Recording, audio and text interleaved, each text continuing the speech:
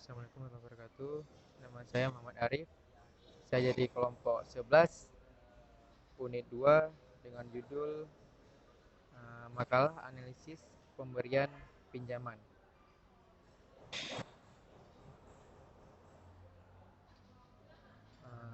Pendahuluan, latar belakang. Pinjaman adalah suatu jenis hutang yang dapat melibatkan semua jenis benda berwujud, walaupun biasanya lebih sering diidentikan dengan pinjaman moneter. Seperti halnya instrumen hutang lainnya, suatu pinjaman memerlukan distribusi ulang aset keuangan seiring waktu antara peminjam, terhutang, dan penghutang, pemberi hutang. Peminjam awalnya menerima sejumlah uang dari pemberi hutang yang akan dibayar kembali, seringkali dalam bentuk angsuran berkala. Kepada pemberi hutang, jasa ini biasanya diberikan dengan biaya tertentu yang disebut sebagai bunga terhadap hutang. Pihak meminjam dapat juga memperoleh batasan-batasan yang diberikan dalam bentuk syarat pinjaman. Di dalam kehidupan sehari-hari, kita sering mendengar kata pinjaman, bahkan sebagai pelaku dalam melakukan pinjaman atau kredit. Pinjaman yaitu salah satu bentuk hutang baik jangka pendek, menengah, dan jangka panjang kepada pihak yang meminjamkan, kreditur, dengan melampirkan jaminan maupun hanya berdasarkan kepercayaan saja tanpa jaminan. Pada umumnya, pinjaman diberikan pihak kreditur kepada pihak yang membutuhkan. Debitur akan membebankan sejumlah perjanjian yang memberikan keuntungan atau manfaat bagi kedua belah pihak, di mana pihak pertama, kreditur, akan memperoleh kelebihan dari pokok pinjaman yang diberikan dalam bentuk bunga maupun sebutan lainnya. Sementara bagi pihak kedua akan memperoleh manfaat fasilitas pinjaman yang bisa ia gunakan sesuai dengan peruntukan yang diinginkan, tentunya dengan membayar pokok pinjaman ditambah dengan biaya bunga yang dibebankan kepadanya. Pinjaman atau hutang ditinjau dari segi pembahasan di kelompok menjadi tiga kategori. Ini satu, hutang jangka pendek atau kurang dari 1 tahun, hutang lancar, yaitu hutang yang umurnya kurang dari 1 tahun dan frekuensinya sangat sering. Dua, hutang jangka waktu menengah, medium term notes, MTN, yaitu surat hutang yang jangka waktu pelunasannya antara 5 tahun sampai dengan 10, tetapi masanya bisa saja dalam 1 tahun. Tiga, hutang jangka panjang, yaitu hutang jangka panjang adalah hutang perusahaan kepada pihak ketiga dengan waktu pelunasannya di atas 10 tahun. Analisis pemberi pinjaman atau kredit mengandung pengertian penilaian kredit dalam segala aspek, baik keuangan maupun non-keuangan. Menurut Lokman Wijaya dalam kurung 2000/48, analisis kredit adalah suatu proses yang dimaksudkan untuk menganalisis atau menilai suatu permohonan kredit yang diajukan oleh calon debitur kredit sehingga dapat memberikan keyakinan kepada pihak bank bahwa proyek yang akan dibiayai dengan kredit bank cukup layak, feasible. Dari pengertian di atas, dapat dikatakan bahwa analisis kredit adalah suatu proses analisis kredit dengan menggunakan pendekatan-pendekatan dan rasio-rasio keuangan untuk menentukan kebutuhan kredit yang wajar. Tujuan analisis kredit untuk melihat atau menilai suatu usaha atau dasar kelayakan usaha, menilai risiko usaha dan bagaimana mengelolanya, dan memberikan kredit atau dasar kelayakan usaha.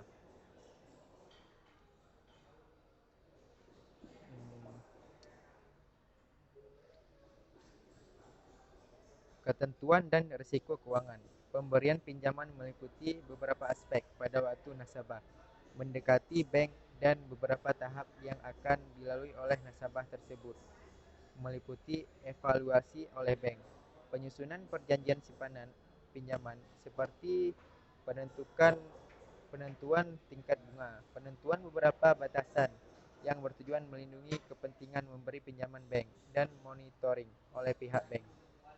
Jika terjadi masalah dengan kredit, misal macet, maka tahap tambahan akan dilakukan, yaitu restrukturisasi hutang kredit.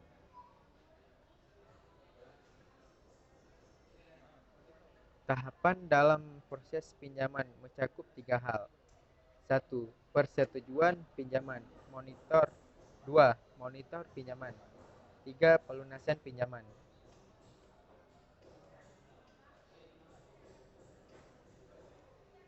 Beberapa studi memformulasikan penggunaan model bersama linear untuk memprediksi pertimbangan yang biasa dilakukan oleh staf kredit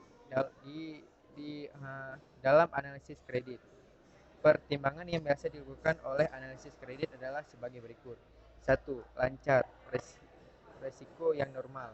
2. Diperhatikan secara khusus ada bukti-bukti kelemahan pada kondisi keuangan nasabah atau skedul pembayaran yang tidak realistis. 3. Di bawah standar, tren keuangan yang semakin jelek atau perkembangan manajerial ekonomi dan politik yang membutuhkan penanganan yang cepat. 4. Meragukan pembayaran penuh hutang, dipertanyakan beberapa kerugian sangat mungkin terjadi. Bunga pinjaman tidak diperoleh. 5. Kerugian kredit pertimbangan tidak kembali. Selanjutnya akan disambungkan sama Malikus Saleh.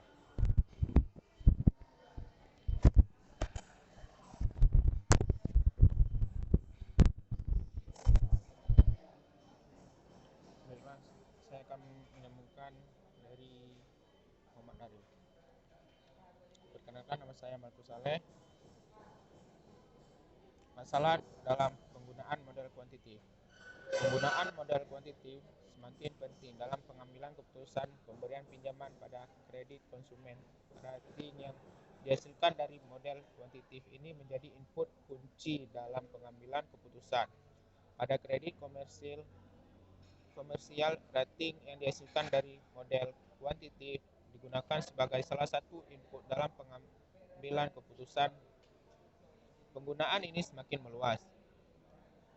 Analisis kredit sering dihadapkan pada masalah apakah akan mempunyai data yang banyak sehingga bisa memperoleh model yang paling baik atau mempunyai data perusahaan-perusahaan yang relatif homogen dengan kaitannya dengan atribut yang relevan terhadap pengambilan keputusan kredit. Salah satu cara yang bisa ditempuh adalah membuat model untuk setiap industri, karena perusahaan dalam setiap industri relatif homogen. Cara semacam ini bisa mengendalikan kemungkinan perbedaan atribut antar industri, tetapi cara ini akan menghasilkan jumlah data yang kecil. Cara lain adalah dengan menggunakan angka-angka relatif untuk menghilangkan heterogenitas data. Masalah mungkin timbul dalam pemilihan sampel untuk pembuatan model jika pembuatan model menggunakan catatan-catatan yang ada saat ini dalam perusahaan.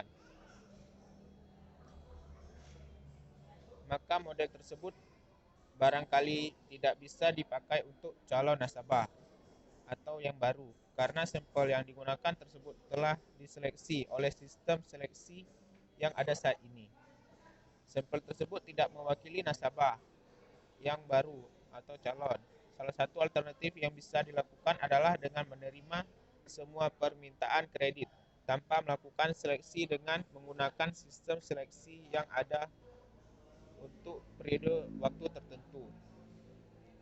Masalah lain yang timbul adalah pemilihan variabel bebas dalam model selama ini sama seperti masalah prediksi kebangkrutan.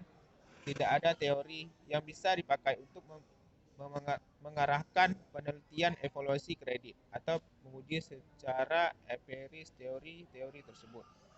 Alasan-alasan lebih pragmatis, misalnya untuk memperbaiki pengambilan keputusan, sering digunakan dalam penelitian ini. Pemilihan variabel bebas biasanya didasarkan pada beberapa hal.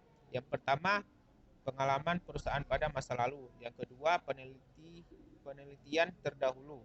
Yang ketiga, metode pencarian model terbaik dengan menggunakan teknik statistik, misal regresi atau diskriminan stepwise.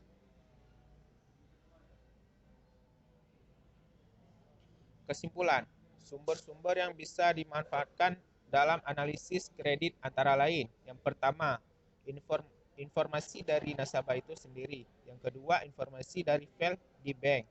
Ketiga, informasi dari pihak internal. Keempat, informasi dari pasar modal. Yang kelima, informasi dari asosiasi perdagangan. Dan yang keenam, laporan industri ekonomi secara umum. Tahap proses pemberian pinjaman mencakup yang pertama persetujuan pemberian pinjaman, yang kedua monitoring pinjaman, dan yang ketiga pelunasan pinjaman. Ada beberapa ketentuan atau baik alternatif dan negatif yang ditetapkan bank dalam pengambilan keputusan pemberian kredit. Ada beberapa rasio yang sering digunakan dalam pertimbangan kredit. Analisis kredit bisa dikembangkan lebih lanjut menjadi model kuantitatif seperti model diskrimin.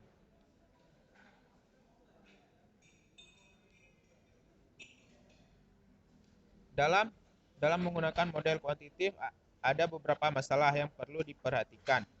Data antar industri biasanya relatif heterogen.